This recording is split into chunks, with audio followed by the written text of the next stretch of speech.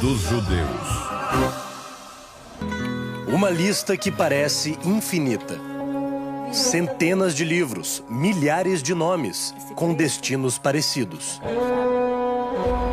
O Arquivo Nacional da Torre do Tombo é uma das construções mais protegidas de Portugal. O prédio é preparado para resistir a incêndios, terremotos e até ataques nucleares. É que lá dentro estão guardados documentos valiosos sobre a Inquisição Portuguesa e nós tivemos autorização para entrar. O que você vai ver agora são provas históricas de um dos maiores massacres da humanidade. Quem nos acompanha nesta busca é a pesquisadora Maria Eloy.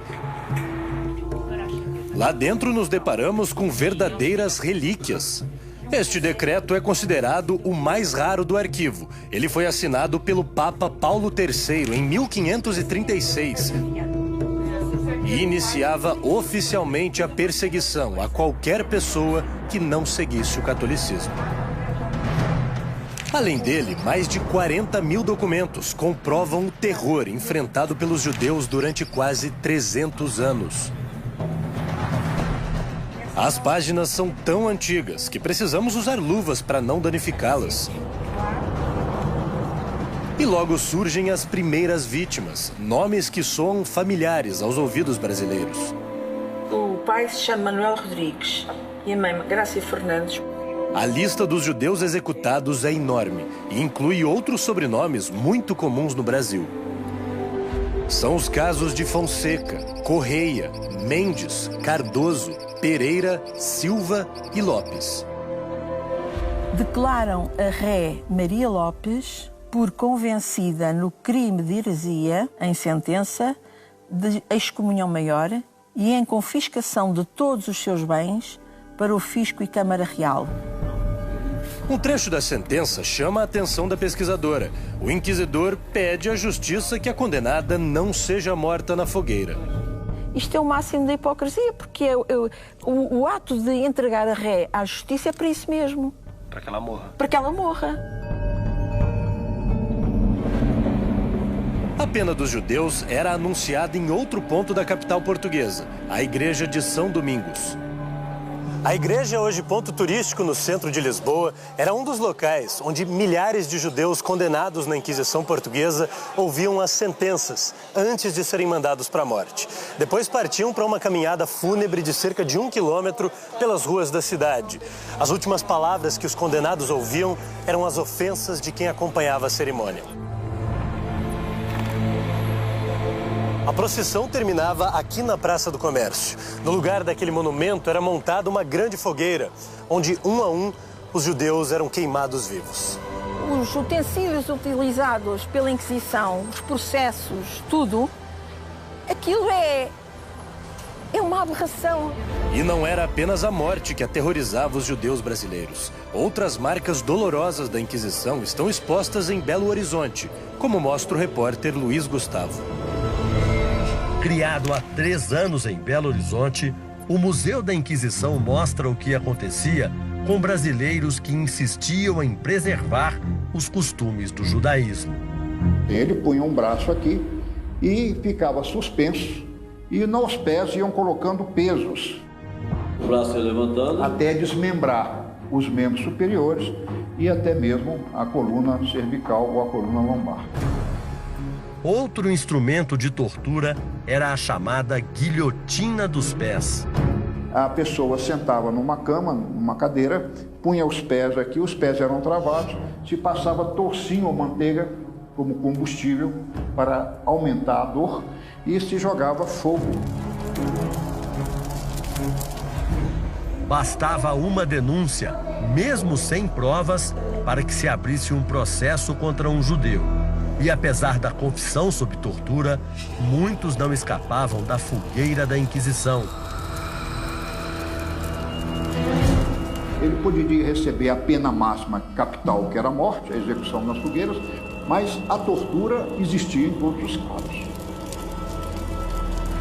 Para o fundador do museu, revelar essa história oculta de milhares de brasileiros é o pagamento de uma dívida com seus antepassados.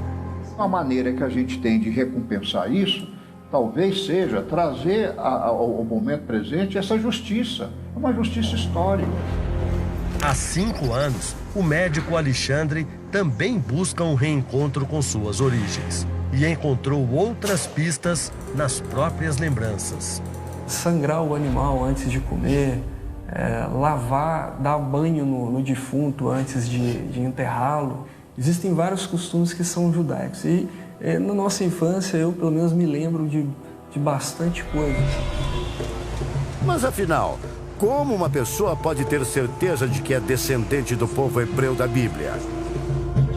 Os historiadores Paulo Valadares e Guilherme Feigenboim já ouviram bastante essa pergunta.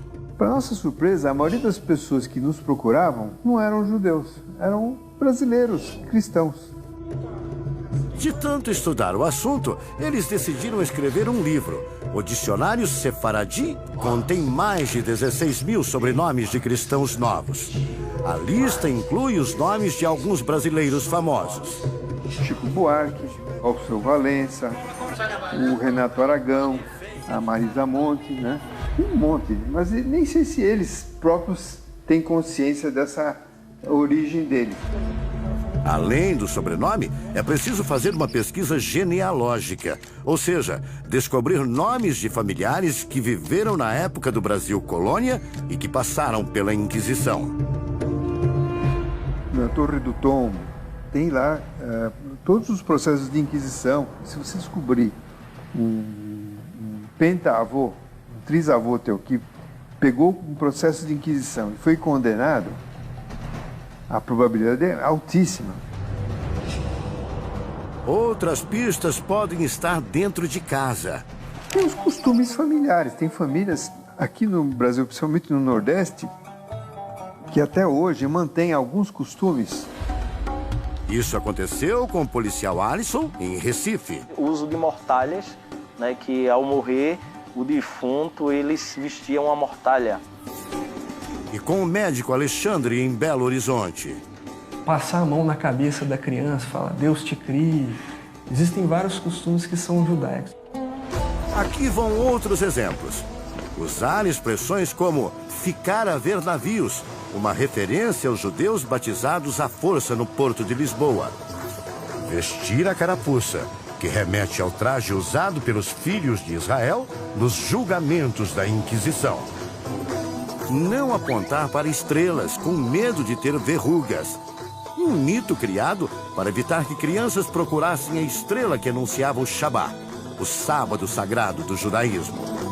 Dar aquela faxina em casa às sextas-feiras, assim como os judeus sempre fazem no último dia antes do Shabbat.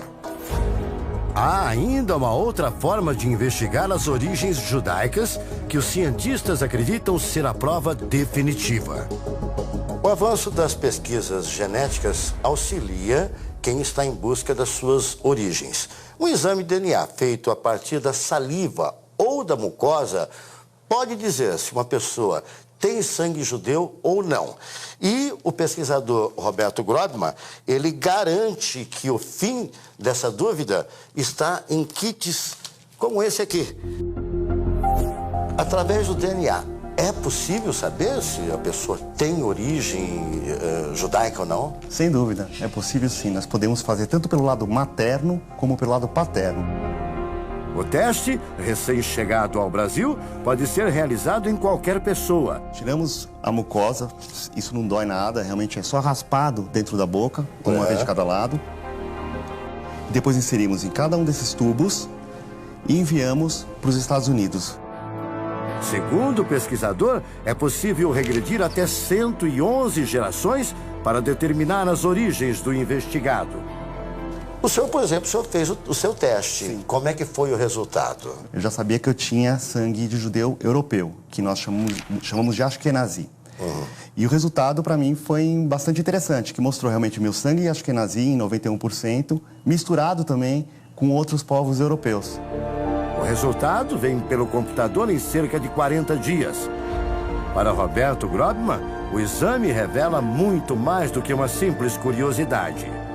Por que é importante a gente saber a nossa origem? Os judeus se espalharam pelo mundo.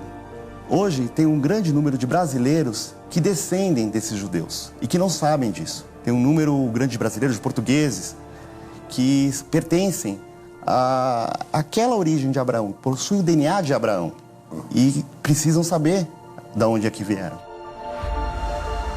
Assim como o pesquisador Grobman, o historiador Paulo Valadares, um dos escritores do dicionário Sefaradi, também teve uma surpresa durante os seus estudos. Descobriu que ele é descendente de judeus. Teve algum parente do senhor que foi queimado na fogueira da Inquisição? Tenho, senhor. Tenho um parente colateral chamado Alonso Valadares e Anglo. Ele foi preso em Granada e lá ele foi queimado vivo. Paulo precisa conter as lágrimas ao ler um poema em espanhol sobre a perseguição aos judeus. E no Sobás tinha um ermitano em ocasos de la imperfeição.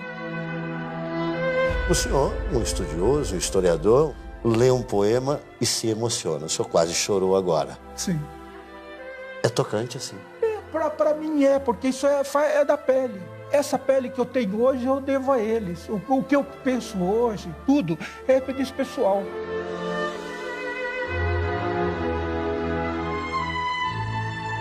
Uma história que ficou escondida por séculos.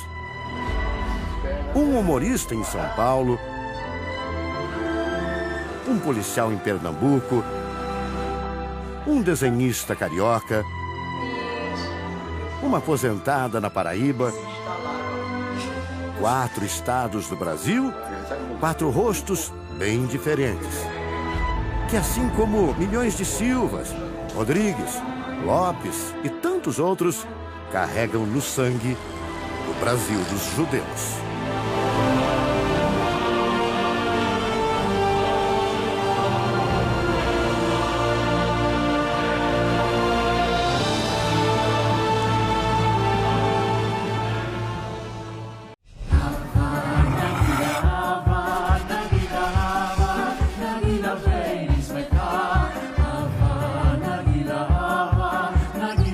O Brasil dos judeus.